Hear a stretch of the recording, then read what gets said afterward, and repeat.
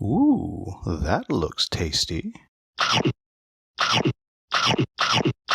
Stand down, Baron. You face the Freedom Five. There is nothing you can do that will stop us from securing freedom for the world.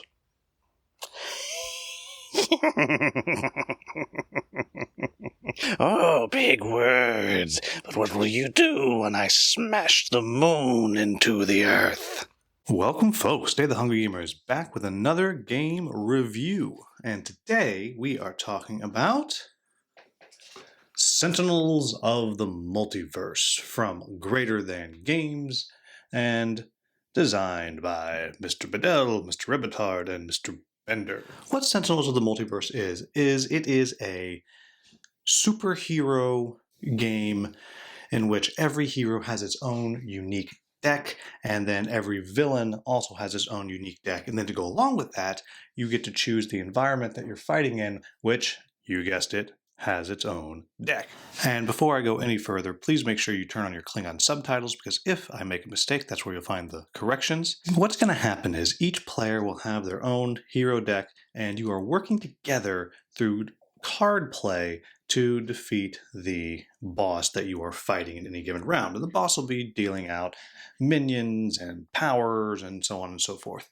Now, if you are not interested in how this game is played and just want to jump ahead to my final thoughts, then you want to move to the timestamp on the screen right now. For those of us still here, let's talk about what's going to happen.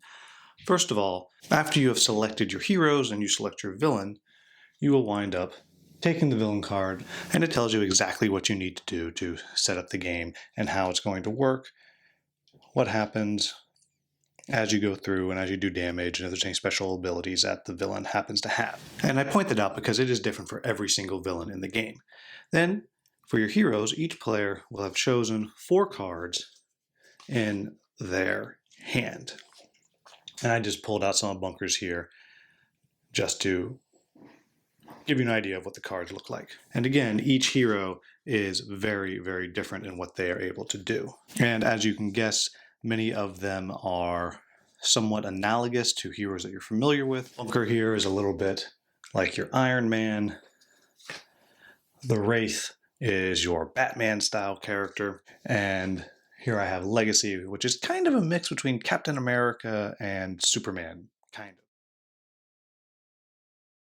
And then what's going to happen is every round you'll simply go through and everyone gets a chance to act. The first thing that will always happen is the villain will play its card. And you'll see here, this is an ongoing card. It's another ability that this evil villain, Baron Blade, has. So now, Baron Blade has a living force field, and it has this mobile defense platform. And then that would be the end of this particular villain's turn. Then we would go over, and then Bunker would have its turn. And what Bunker will do is we'll just say that Bunker is going to play its heavy plating. And so now you'll see that both the Baron here will be taking 1 less damage, and the same thing with Bunker. Then after you've played a card, you can use a power. In this case, Bunker has a single power there, which is initialize, draw a card. So use that. I've drawn a new card. And then at the end of your turn, you draw another card. Now, I will also say you can simply skip using a power and skip playing a card and draw 2 cards instead. Then it would be Legacy's turn to do the same, then Wraith's turn to do the same, and hopefully you would be going through and dealing some damage here to the Baron or to the mobile defense platform. Now, what I should also point out, there is no villain that doesn't have its set of minions. And you'll see here, they do exist and they will come out, and that's another target for you to deal with. And you have to decide, do I want to deal with this minion that's going to be doing up to 5 damage per turn to somebody at the end of the villain turn, or do I just want to keep trying to beat down the Baron? That's kind of the choice you have to make. After all the heroes have gone, you draw a card from the environment. And again, now the environment might be something like this, which is a Velociraptor pack, so something, again, that's going to be hurting people as you go through. It might be something like this, which is an event, and you have to deal with it. You can see what's going on there. It could be an ongoing effect, like this one here, decrease all damage by 1, and so on and so forth. You get the idea. The last thing that I'm going to say about how the gameplay works is all of the villains have a second mode, a second form. And there will likely always be a time when the villain will flip over. In the case of Baron Blade, it's very simple. As soon as he reaches 0 hit points, he flips over, and now you have him in his power suit, and he has new powers, new abilities, and things change.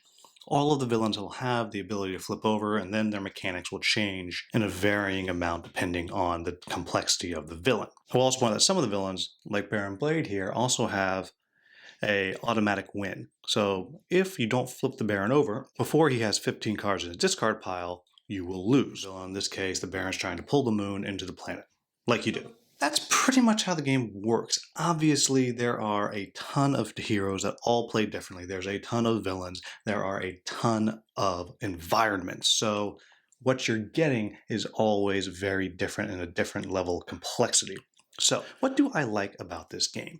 First off, I love the world building. They have created this entire comic book universe, yet there are no comics. But through the way that they have on every single card here, they have these bits of story on the bottom from different comics.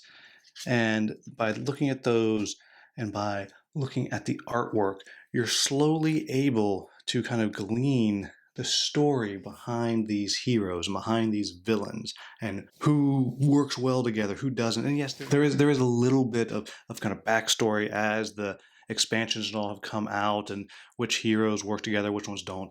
All of that's there, but it's such a wonderful, full world. And initially, I did not think I would be as into a game with made-up superheroes, like as if they aren't all made up.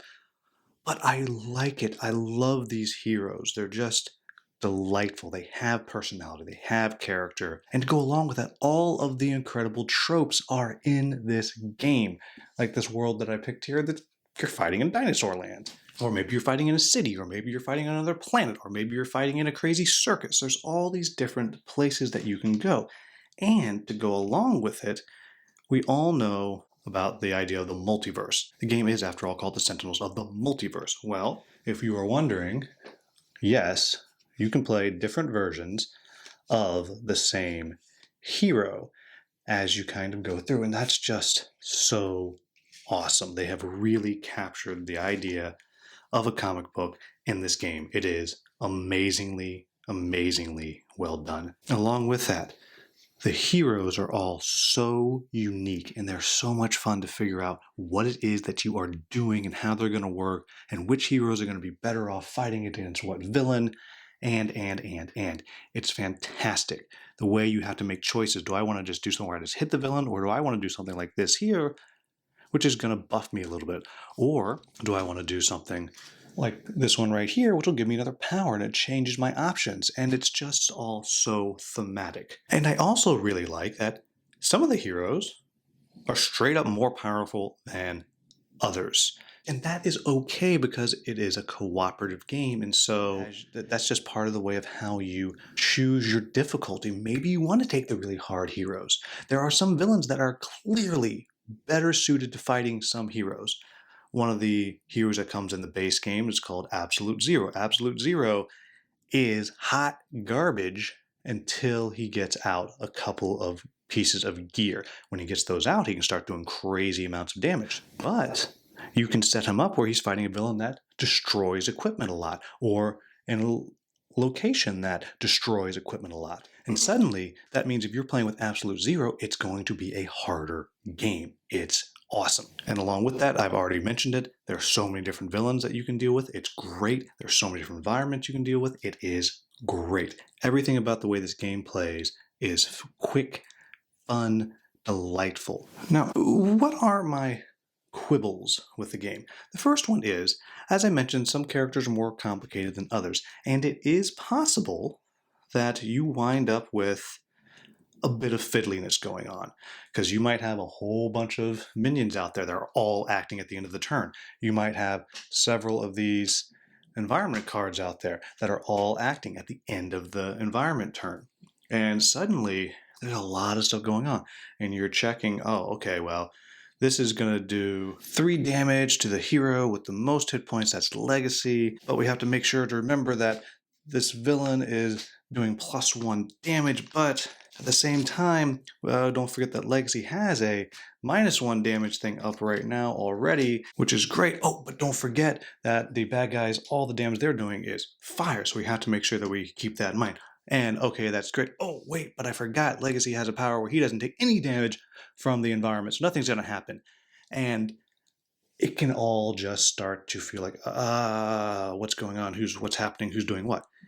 Now, it doesn't happen all the time, but there are some combinations where it can happen and the game can slow down a little bit. All of the player character turns are almost always very fast. Sometimes it can get a little bit fiddly like that. And then the only other thing I will say is the game does have 2 different modes that you can get. You can get the Villains of the Multiverse expansion, which adds a team villain battle where they're kind of slightly less powerful villains, but each hero has one. So it will be villain goes, hero goes, villain goes, hero goes. And I happen to like it a lot, but every time I've played with it, it is a bit hit or miss. Some people really like it, some people really don't. And there's the same thing with the final box set that they have called Oblivion, which is basically you're fighting against Oblivion. It's going to destroy the multiverse. And this one I have not gotten to play yet. I'm dying to play it. But everyone I know that has tried it, it is very divisive. Everyone says it's very thematic. Some people hate it. Some people love it. So it's not necessarily a bad thing, but just something to keep in mind if you're going to find yourself kind of diving all into this game. Really make sure you're researching those 2 expansions before you dive into them. But there you have it, folks. That is Sentinels of the Multiverse. I will unabashedly say this is one of my favorite games. I think without question, this is the best superhero game on the market right now. I will play this any day of the week over any other superhero game right now. And of course, it helps that I have all of the expansions with the exception of the final Oblivion one. So I've definitely gone deep into it, but I do not regret it at all. And I will also add there's a wonderful fan community around this game. You can go on BGG and there's people who have created whole campaigns that kind of string all the different heroes and the hero combinations together and fighting the people that are their nemesis and all of those different things. And by the time you're done, you will have played all the heroes, played against all the villains, and then you do the Oblivion. And it's really, really cool. And not only that, there's also a bunch of fan-made characters and fan-made villains and things like that, which my understanding have the blessing of Greater Than Games. That might not be right, but I'm pretty sure they do. And you can even buy the cards and get them printed. And it's just such a rich, rich environment. So there you have it, folks. That is Sentinels of the Multiverse. If you like superhero games and you don't need miniatures, you need to check this one out. But I'm not going to belabor it. Love this game. It's great. As always, if I made any mistakes, please let me know in the comments with the timestamp. I'll get that into the Klingon subtitles. As always, if you found this video useful, please like, subscribe, share. Thank you so much for watching. Have a wonderful, wonderful day.